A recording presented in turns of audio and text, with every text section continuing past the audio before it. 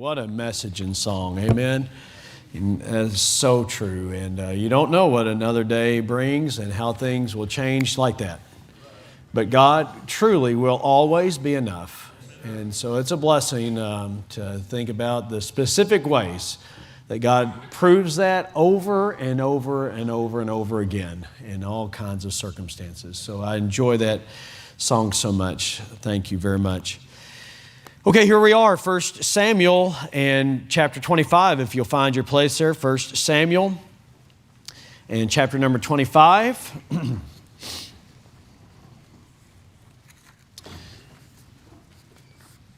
I can't get over how that song just fit the morning message. I'm going to keep these words, Miss Gina. That's good stuff right there, so that is good. We had a lot of guests this morning. A lot of guests this morning in the morning service, and as a blessing, and you never know what somebody's going through, and that a song or the word preached could get to them at just the right time. Just the right time. And you know, we're still having people come back that came for Friend Day. Just came across our friend today, and he was here. I didn't even know he was going to be here. He came on Friend Day, came today, and said, I needed the message. It resonated. That's what he said. That's a blessing. I thank God for that. And many of you had guests here, so that's good. Let's keep working at bringing people. Amen. Just get them under the sound of the word. I remember Brother Smith saying, we got to get sinners under the word, right, Brother Smith, where they can hear the gospel and they can be saved, and God can change their life forever. So, what an opportunity, really, we have, to just love and care about people. Care about people. Well, let's look at 1 Samuel here. 1 Samuel 25. This is in our series, When a Nation Needs Revival, so we're reading about that. It's amazing to me that just one verse is devoted to this with such a monumental individual in Israel's history in the person of Samuel. But it says that he died, and then the text just moves on. And that, in some ways, that's a good reminder for all of us. None of us are indispensable, and we can be replaced, and yet God uses you for a season. And so Samuel passed on, verse number 1, and Samuel died, and all the Israelites were gathered together and lamented him and buried him in his house at Ramah. And David arose and went down to the wilderness of Paran. And there was a man whose possessions were in Carmel, and the man was very great. And he had 3,000 sheep and 1,000 goats, and he was shearing his sheep in Carmel, or Carmel, however you pronounce that. Now, the name of the man was Nabal. Nabal. I don't know many people named Nabal, do you? Don't know, you don't, little baby, Nabal. No, they don't do that. It means fool. Little fool. No, doesn't happen that way. So I don't know how he got the name, but anyways, mom and dad, that's kind of cruel, wasn't it? Sure proud of you, little fool. It just seemed to make sense, but his name was Nabal. The name of his wife was Abigail. Father's joy. What a contrast, just in the names. Here's more contrast. Verse 3 says, she was a woman of good understanding and of a beautiful countenance. But the man was churlish and evil in his doings, and he was of the house of Caleb. And David heard in the wilderness that Nabal did shear his sheep. And David sent out 10 young men, and David said unto the young men, get you to Carmel and go to Nabal and greet him in my name. And thus shall you say to him that liveth in prosperity, peace be both to thee, and peace be to thine house, and peace be unto all that thou hast. And now I have heard that thou hast shearers, now thy shepherds, which were with us, we hurt them not, neither was there aught missing unto them all the while that they were in Carmel. And ask thy young men, and they will show thee. Wherefore let the young men find favor in thine eyes, for we come in a good day. Give, I pray thee, here's his request, give, I pray thee, whatsoever cometh into thine hand, cometh to thine hand unto thy servants, notice this, and to thy son David. That's humility. It's David saying, we watched over your herdsmen and didn't take a thing from them, but now we have a need. Would you meet that need? Reasonable? Yes. Reasonable? Yes, sure, reasonable.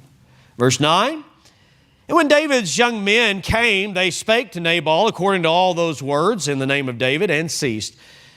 And Nabal answered David's servants and said, who is David? Can you hear him? Who is David? And who is the son of Jesse? There be many servants. There be many servants nowadays that break away every man from his master. Shall I take my bread and my water and my flesh? Can you hear him? My, right? Can I take my flesh that I have killed from my shears and give it unto men whom I know not whence they be? So David's young men turned their way and went again and came and told him all those sayings. And David said unto his men, gird ye every man his sword. He said, I've heard about enough of this. And they girded on every man his sword. And David also girded on his sword. And they went up after David, about 400 men, and 200 abode by the stuff. But one of the young men, notice this, verse 14, but one of the young men told Abigail, Nabal's wife, saying, behold, David sent messengers out of the wilderness to salute our master, and he railed on them. But the men were very good unto us, he gives this report, and we were not hurt, neither missed we anything as long as we were conversant with them, and when we were in the fields. They, watch this, verse number, where are we at? 16. They were a wall unto us. They protected us. They were a wall unto us, both by night and day, all the while we were with them keeping the sheep. Now therefore know and consider what thou wilt do, for evil is determined against our master and against all his household, for he is such a son of Belial, talking about Nabal, such a worthless individual, a son of Belial. Remember that about Eli and Hophni and Phinehas, Eli's sons? So it's the same terminology used there, that a man cannot speak to him. He's so unreasonable, this Nabal. Well, he's living up to his name. He's a fool. All right, verse 18. We still doing all right? All right, verse 18. I'm going to keep reading here. We're going to go through verse 31. Don't faint by the way, all right? We'll get there, all right? Verse number 18, then Abigail made haste and took 200 loaves and 2 bottles of wine and 5 sheep ready dressed and 5 measures of parched corn and 100 clusters of raisins and 200 cakes of figs and laid them on asses. And she said unto her servants, go on before me. Behold, I come after you. But she told not her husband Nabal.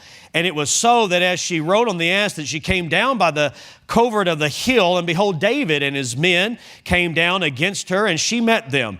Now David had said, now this is kind of reflecting back, now David had said, surely in vain have I kept all this fellow hath in the wilderness, so that nothing was missed of all that pertained unto him, and he hath requited me evil for good. So and more also do God unto the enemies of David, if I leave all that pertain to him by the morning light, any of the men. All right, you with me? All right, verse 23. And when Abigail saw David, she hasted and lighted off the ass and fell before David on her face and bowed herself to the ground and fell at his feet and said, upon me, my Lord, upon me let this iniquity be, and let thine handmaid, I pray thee, speak in thine audience and hear the words of thine handmaid. Let not, my Lord, I pray thee, regard this man of Belial, even Nabal, for as his name is, so is he. She knows him. Come on, Nabal is his name, and folly is, I almost said it is his game, but that's not what the text says. Nabal is his name, and folly is with him. There we go. All right. Whew. All right. But I, thine handmaid, saw not the young men of my Lord, whom thou didst send. Now therefore, my Lord, as the Lord liveth. Notice what she says is brilliant. What she says is filled with wisdom. As the Lord liveth, as thy soul liveth, seeing the Lord hath withholden thee, held you back, he's withholding thee from coming to shed blood, and from avenging thyself, watch this, with thine own hand. Now let thine enemies and they that seek evil to my Lord be as Nabal. Now this blessing which thine handmaid hath brought unto my Lord, let it even be given unto the young men that follow my Lord. I pray thee, forgive the trespass of thine handmaid. For the Lord, notice this, for the Lord will certainly make my Lord a sure house, because my Lord, talking about David, fighteth the battles of the Lord. All caps, is that what yours says? The battles of the Lord, and evil hath not been found in thee all thy days. Yet a man is risen to pursue thee and to seek thy soul, but the soul of my Lord shall be bound in the bundle of life with the Lord thy God. And the souls of thine enemies, let them shall he, watch this, so God, she's saying about God and about the souls of his enemies, them shall he, God, sling out as out of the middle of a sling. Think maybe David had a quick flashback?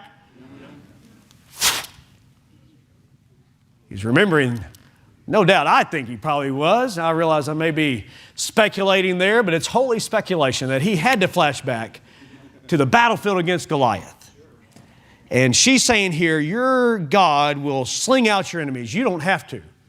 God will. Two more verses, verse 30 and 31. And it shall come to pass, when the Lord shall have done to my Lord, according to all the good that he has spoken concerning thee, and shall have appointed thee ruler over Israel, that this shall be, oh, look at this verse here, verse 31. That this shall be no grief unto thee, nor offense of heart unto my Lord, either that thou hast shed blood causeless, or that my Lord hath avenged himself. But when the Lord shall have dealt well with my Lord, then remember thine handmaid. Now I realize that's a lot of reading, but it all works together. We had to at least read that much.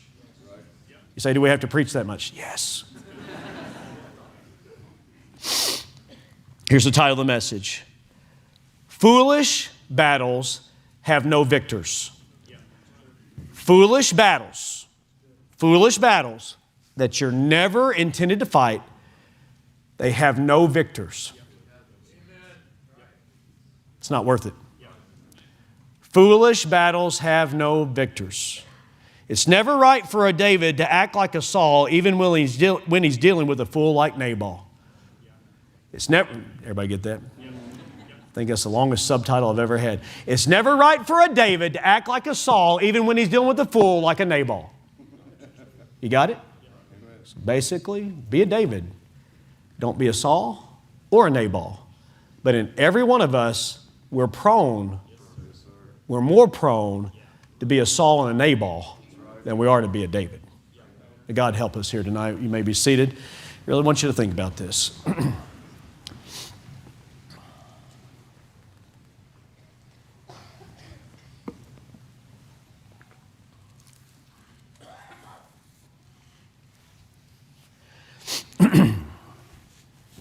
I'd say there's probably plenty going on the basketball court. For a professional athlete, just to pretty well stay tuned in to what's going on the court. There's probably enough going on just right there. 5-on-5. Running the court, running plays, setting screens, etc. Trying to create some space, get open, get a shot. There's probably enough going on the court that would demand the full-time attention of any professional athlete, right? But of all professional sports, basketball in particular has the courts, the fans, so close to these athletes. And they're loud and they're lippy. You know what I mean by lippy? Every now and then somebody gets lippy. You ever get lippy? All right. Get a little bit mouthy. kind of mouthing off to one of those players. And we've seen a lot of players. I'm sure it happens in baseball. It happens in football. It happens in other sports. But my soul has it happen in the NBA. I mean, some of our maybe favorite players. And I mean, really, I mean,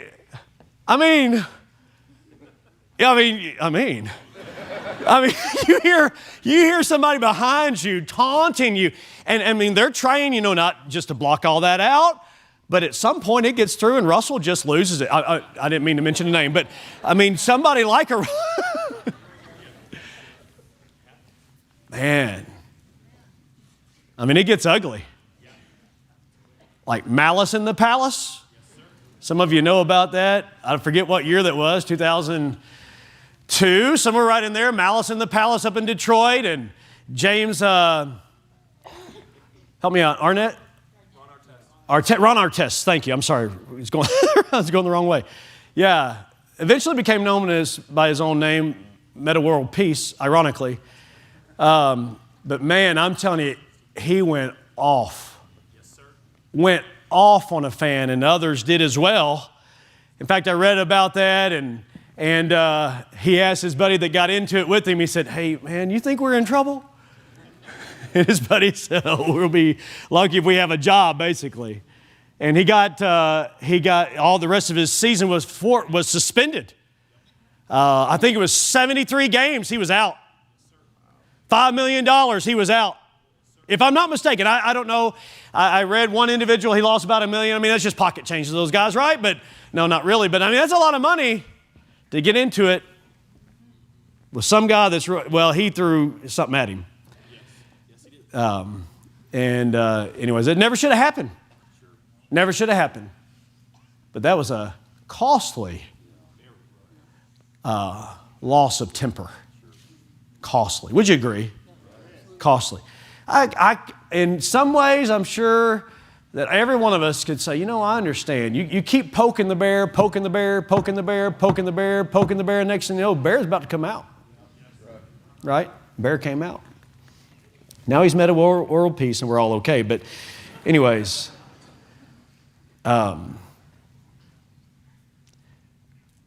David had enough to worry about with what was going on in God's will in his life. There was plenty there.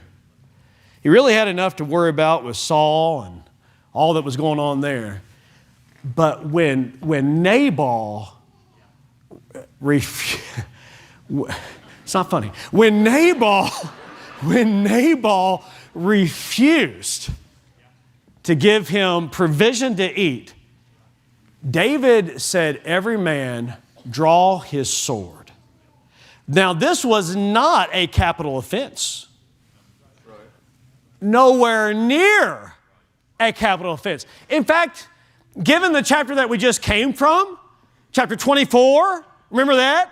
As Saul, who'd been hunting him down, chased him down like an animal, and David's hiding in the caves of En-Gedi, and Saul entered into the cave, and by the way, Saul had already thrown spears at him. Saul had already hired hitmen to take him out. Saul had already tried to put him in the way of the Philistines so that the Philistines basically would kill him for him. But David said, "I'm not going to touch the Lord's anointed," and rightly so. Now, he was smitten in the heart that he even took his sword or his knife and he cut off the garment, and it was in many ways symbolic that the kingdom has passed from you and it's coming his way. And David's heart was smitten even with that. But here there's something snapped in David. And whereas he did spare the life of Saul, now he's saying, "Okay, man, gird on your sword. We're going to battle. This man has refused to give us something to eat and something to drink, and we're going to wipe him out and all the men that are with him." Whoa. Wait a minute. You got to ask, wait a minute, David, wait a minute. What just happened here? Just moments ago, you weren't even willing to take the life of somebody that's been trying to hunt you down. Now you're willing to take the life of somebody that's just refusing you bread and meat? Imagine it's be true that every one of us could say, we all have a breaking point. We have a breaking point. And David certainly came to this breaking point. Let me ask you here as we get started. Against whom do you have your sword drawn? Against whom do you have your sword drawn? Whose battle are you fighting? Whose battle are you fighting? The Lord's battle or one of your own making? Are you with me? Whose battle are you fighting? The Lord's battle or the battle of your own making? I believe it's obvious to all of us that David needed self-control at this critical moment. I mean, really, I don't know that we understand the full ramifications of this, that for David to act on his own right here would have been the shedding of innocent blood. Oh, sure he was a fool, but being a fool is not necessarily a capital offense.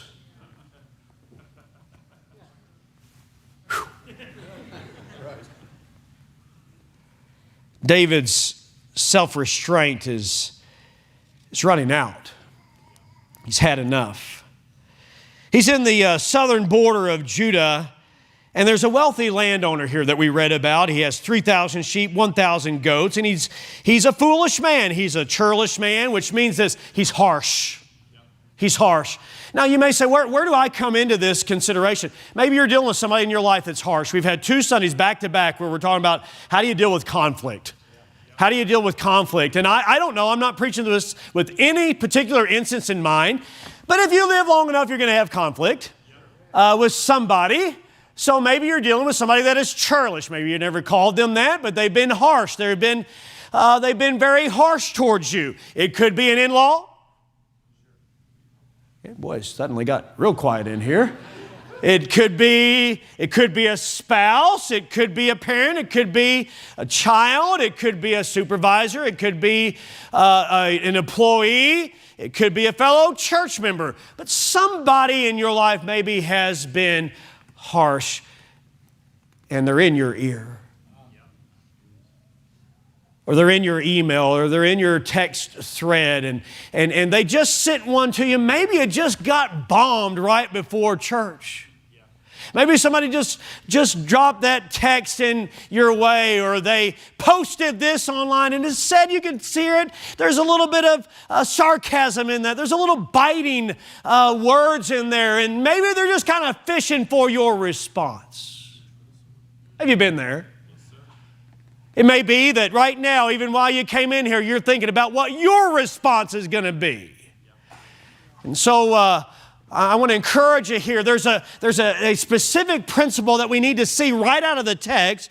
But then if we back up, there's another principle that really governs even this one that's very particular about not losing our cool or losing our temper or going into a rage or holding bitterness or resentment against someone or just flying off the handle. I mean, there's a particular principle that is here that is also governed by a larger principle that I'd like to try to work towards as we get into this. But here is David, and really, watch, he's only trying to do good towards this man named Nabal. I mean, marauding bands would float around that area, and they would take advantage of the people's sheep and livestock, and they would come in and case in point would be Job.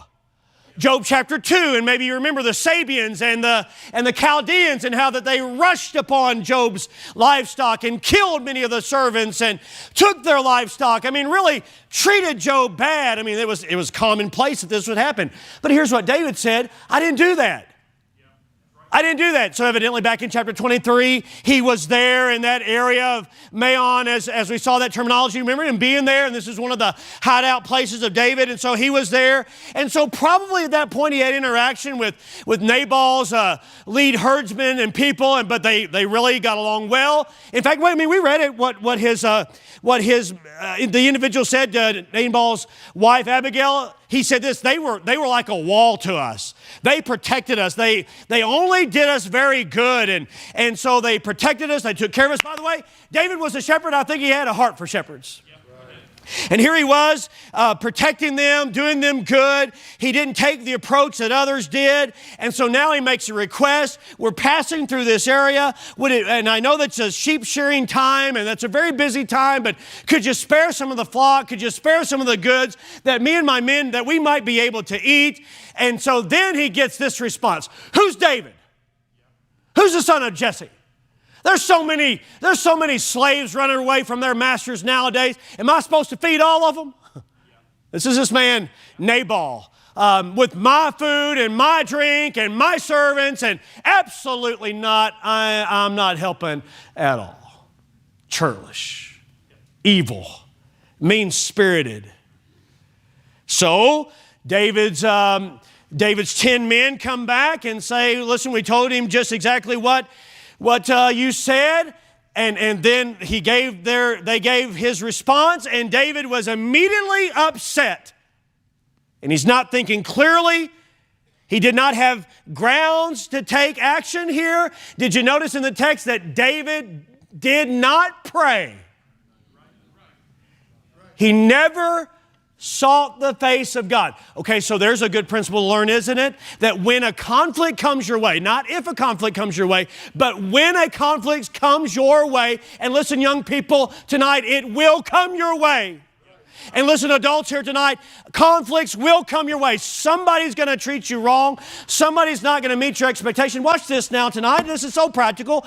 And maybe you've been doing good. You've only been doing what's right by that individual. You've not tried to harm them. You've not said anything bad, and yet they've treated you that way. And we get in our minds, I expect that I ought to be treated differently than this, given all that I've done. Could be that you've done so much for some member of your family, and yet they treat you this way, or you've been so kind to this individual, and yet they treat you this way. We kind of get in our minds kind of like David. I can't believe this is going on. Are you serious? Yeah. Shing. Yes, sword drawn. Yes, sir. Gird every man his sword on. He did not seek the Lord. Listen, he's about to act in a way that he would regret for many years. Can I say something tonight? Thank you. He's sounding a lot like Saul. He's sounding a lot like Saul. In verse number 21, he says, this fellow, he doesn't even name his name. He knows what his name is, but he doesn't even say his name. Much like Saul didn't ever say David's name. Are you listening here tonight? Is this making sense to you? This fellow, this man, he's treated us wrong. And so this has been a total waste of time. I've done good, but evidently it doesn't really pay to do good. I'm telling you. I'm not trying to be hard on David tonight. I'm just trying to point out what David was going through, because I think we get sometimes the same mentality and same spirit that here I am trying to serve God, trying to do what's right, trying to do my part, trying to be in the nursery, trying to be in the children's ministry, trying to be in the choir, trying to be involved in the things of God, and this is how I'm treated.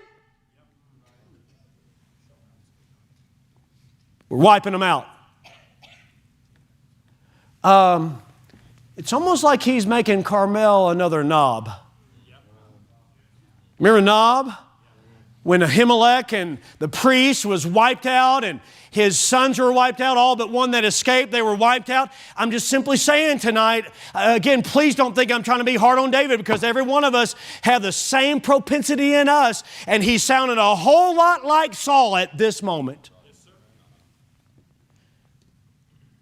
Fortunately, this young man informs Nabal's wife, and Abigail goes to work. I love her spirit. She's a woman of wisdom. She's a woman of a beautiful countenance, and she acts very quickly. She knows that, this whole thing is about to blow up, and David is sure going to come in and wipe us all out. And so she goes and prepares a meal, not a meal that would sustain them for many, many weeks, but a meal that would be substantial. And so she prepares that meal. She doesn't say a thing to her husband, but just goes right on. So anyways, that's a sermon for another day. But she was acting quickly here. And she, by the way, I don't think she's being, anyways, I don't want to deal with that. But she had the run of those things. She had a measure of control in that area. So I don't think she's totally, anyways, whatever. She did it. And she came to David and said, listen, David, please, the fault be on me. I'll take responsibility. Nabal is acting like Nabal. He's been this way. He's not been clear thinking, which may God have mercy on the woman of wisdom that has to put up with the foolishness of a man like Nabal. And if sir, tonight, and this is not the message, but this will preach along the way too, since we're dealing with everything that's in the Bible, this will preach that if you're a Nabal, stop being such a fool towards your wife. You got a godly wife that's trying to love the Lord and try to serve the Lord. Don't be harsh, don't be churlish, don't be evil. You ought to do right. You ought to do right. Look how God deals with fools. And so anyways, here's Nabal acting on the whim. Here's David doing exactly the same thing. And yet what I see is that at this very critical moment in David's life, when really he could have just nearly thrown it all away, the voice of wisdom comes to him through a lady of wisdom named Abigail. I want you to look back at verse number 26. She says, now therefore, my Lord, as the Lord liveth, as thy soul liveth, seeing the Lord hath withholden thee from shedding blood. You know what she's saying right there? David, you know this isn't what you're supposed to do, and God's holding you back. I'm telling you, she's doing some good preaching right here.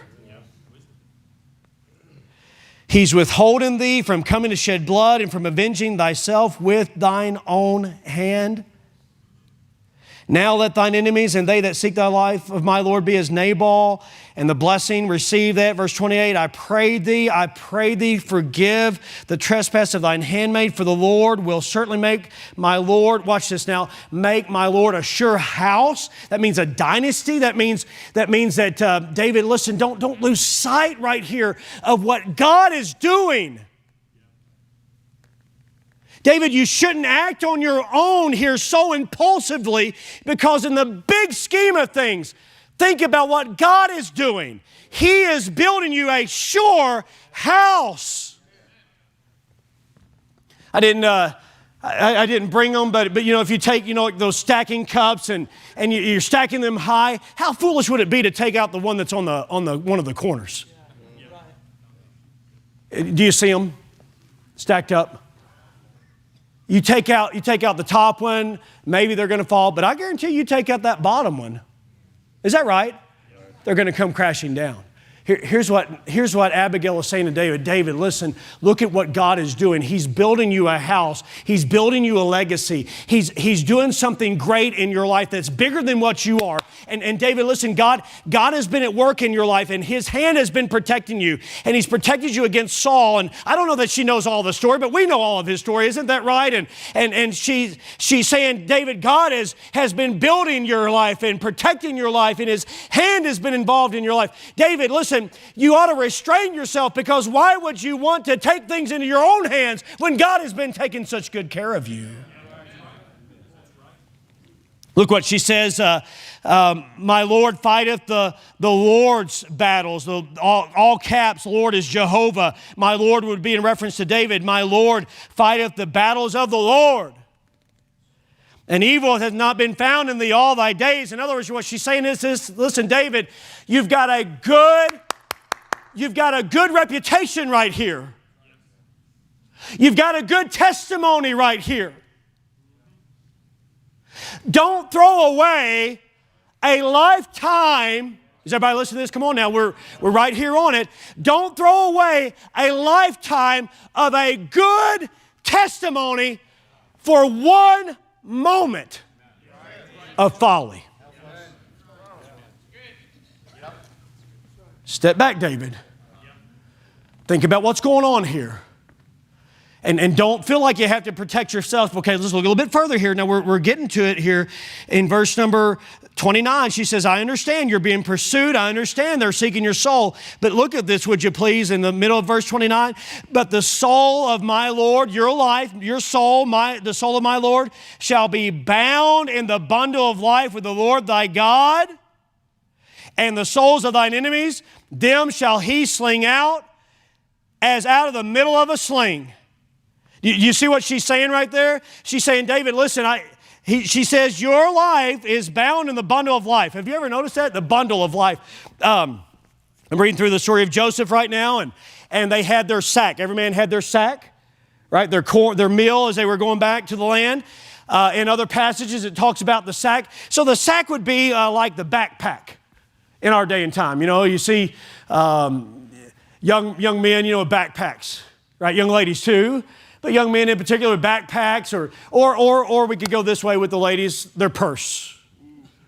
Your purse, right? That's the bundle of life, Brother John. That is the bundle of life. And everything that is precious is in there and then some. Isn't that right? Everything that is precious is in there. Or man's backpack, man ought not wear purses. Amen? Not even, don't you call it a man's purse. That's not even right. That's not even right. I'm talking about a backpack, a rucksack, whatever you want to call it that way, but something manly. Don't call it a purse, for goodness sake. But anyways, he's got this bag that he's carrying, and all of his belongings, so the money and other things that would be on his back, and he's carrying that, he's packing that. Watch this, it's close to him. Yeah, that's right. And that man is going to protect whatever's in that backpack. That woman is going to protect whatever's in her purse. You follow me? It's precious. It's protected. You know what Abigail's saying to David? David, listen, I know that Nabal's being a fool towards you. He's been a fool to a bunch of people. But David, listen, you've got a reputation here. You've got a testimony here. You've got a future here. Don't throw all that away for one moment of folly. And getting even, and getting revenge and such. David, don't act like this, because then it would be a blight on your whole testimony, and it would be something that you regret for many, many years to come. And plus, David, God's been taking care of you. It's like, listen, I don't mean it irreverently, but David, it's what she's saying. David, you've been in his backpack. David, you're in that bundle of life. David, he's got you. You're close to him. He will protect you. He will take care of you, David. You don't have to fight those battles. You fight the Lord's battles and let God fight your battle. And here's what God will do with your enemies. He'll put them in the sling and fling them out. Sling them out. You don't have to get them. God will deal with them. How about that? That's a blessing. All right, then she says this in verse 30 and 31, when the Lord shall have done to my Lord according to all the good that he has spoken concerning thee, that this, verse 31, shall be no grief unto thee. You see what she's saying? She's saying, David, if you act impulsively this way, then it will be a grief to you. And David, if you act this way, it'll be an offense unto your heart. All the days of your life that you would shed blood causeless and avenge yourself. But the Lord, when he has dealt well with you, then would you remember me? Here's basically what she's saying. She's saying, David, you need to refrain here from attacking Nabal, because it would be foolish to act on your own when the Lord has been protecting your life.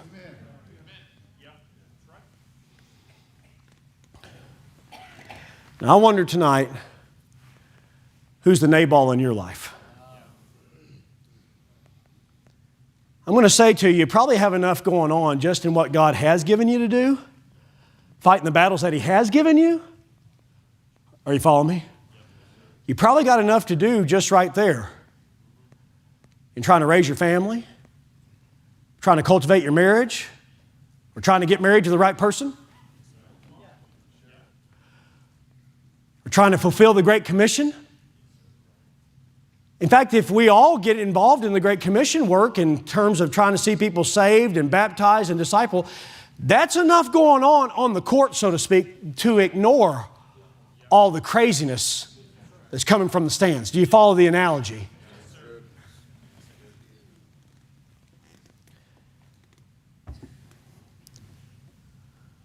One of the fruit of the Spirit is temperance. The Spirit of God, if you're saved tonight, lives within you to keep you from saying what you ought not say and acting in a very impulsive way, acting in a way that would be foolish. You need to be a David when you're tempted to be a Saul when you're dealing with somebody like a Nabal. Amen. I'm talking about David in his right mind.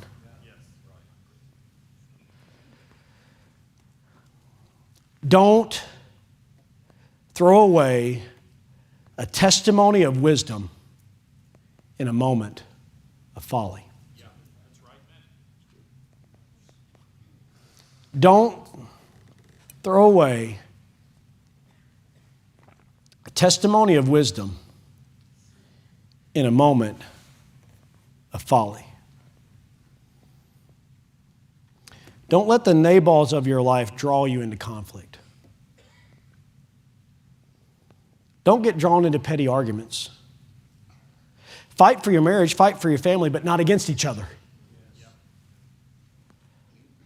Be careful what you say. Be careful when you hear someone say something like this. Hey, did you hear what? Did you see that?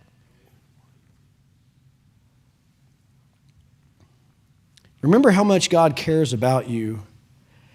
Instead of you putting somebody in a sling and trying to sling them,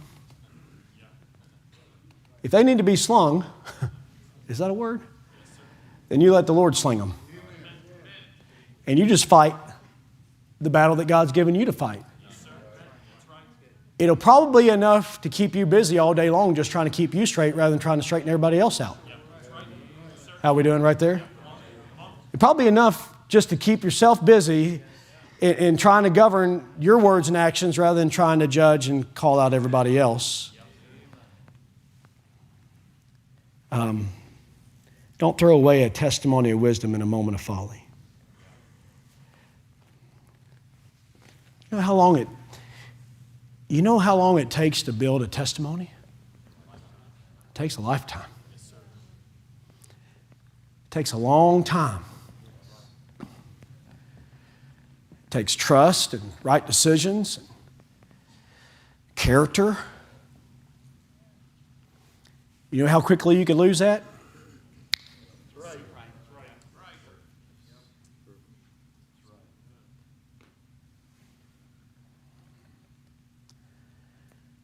I mean, it's still etched in my mind. I haven't seen this pastor in years, 20 plus years. He was a pastor back in Missouri, but I'll never forget, we were on the ball field, a softball game. I mean, you would think it was the World Series. I mean, the way this man viewed it, it was Game 7. And the pastor that was umpiring the game, volunteer, not paid, never trained, obviously.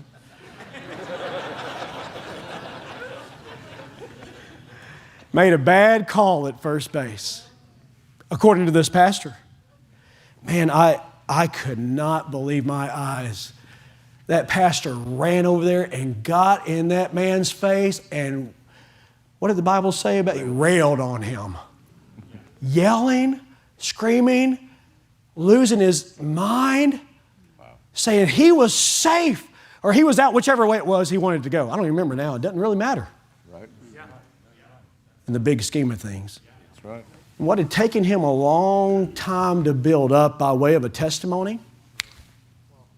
And I'm trying to be gracious to him, and to be honest, later he came to me and said, I totally acted wrong.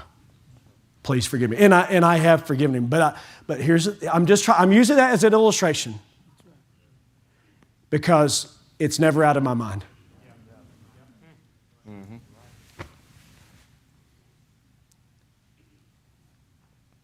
Boy, I thank God for the grace of God, don't you? Amen. And I thank God for forgiveness, and I thank God for reconciliation. And the fact is, I mean, let's just be honest, we're going to sin, and we're going to sin against one another, and people are going to sin against us. But I think we need to listen to what Abigail had to say right here and the wisdom of what she said and how she said it. And as she said, David, look, you've got a testimony of wisdom. Don't throw it away in this moment of folly. I don't know what's really trying to get at you here tonight. But I know that there's probably somebody somewhere that's just provoking you to no end. And you probably had it up to here.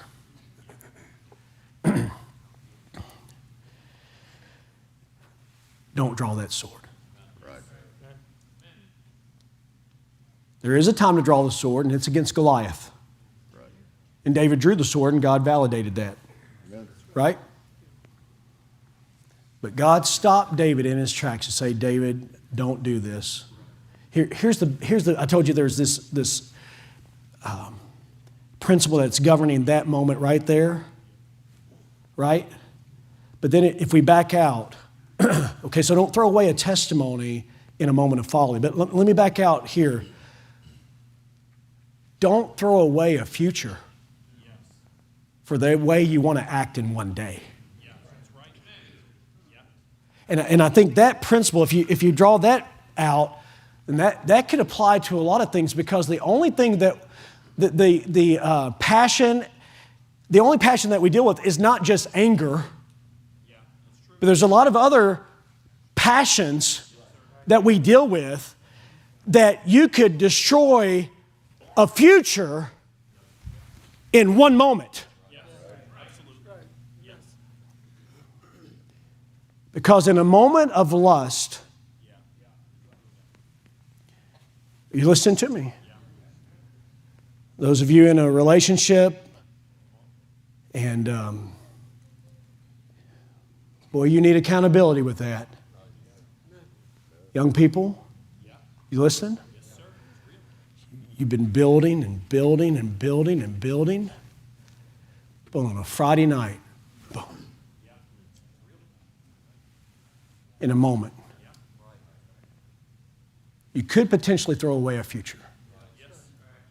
I thank God for His grace. I thank God for His forgiveness. But I think this ought to cause every one of us to stop and say, man, I need to make sure that my passions are under His control, or I can make a mess of my whole life in a split second, in a decision that would cost you dearly for many, many years to come. And that same principle can work with finances, because you could take a long time building up a reputation and yet make one wrong move and it could cost you dearly. You know what it sounds like to me, and I'm sure it does to you? We need to walk in the fear of God right here. And not just act impulsively. Don't throw away a future for how you want to act in a moment. I tell young people, as I try to get this principle across to them, it was told to me when I was a young person, one of the most important statements I heard during my teen years was this: the reason most people fail instead of succeed is they give up what they want most for what they want at the moment. Don't ruin your future by acting foolishly today. Father, help us tonight. We're prone to be a Saul. We're prone to be a Nabal, especially when we're dealing with the Sauls and Nabals of life. Thank you for the Abigails. Thank you for the Abigails in this church that are godly ladies. Thank you for the godly men of this church that are like a Samuel. Thank you for the young men of this church that are like a David. But they're in the throes of many decisions and instant decisions at times. And we could easily act in the flesh. And so I pray tonight, dear God, that you'd help us, Lord, to be so ever careful, as Paul said, to walk circumspectly, not throw away a testimony of wisdom in a moment of folly. Lord, help guard our moments. Help us to fight only the battles that we ought to fight. Help us in moments of conflict, oh God, I pray. Lord, help us to think about not just our testimony, but your testimony. Help us, God, not just to think about the moment, but to think about the future and where this decision lays us or guides us and directs us, what the ramifications would be. Thank you, dear God, for withholding us. We know that the Holy Spirit himself is the great restrainer, and I thank you that you restrain us, and you help us to think soberly and righteously. Help us now in this invitation. In Jesus' name, amen.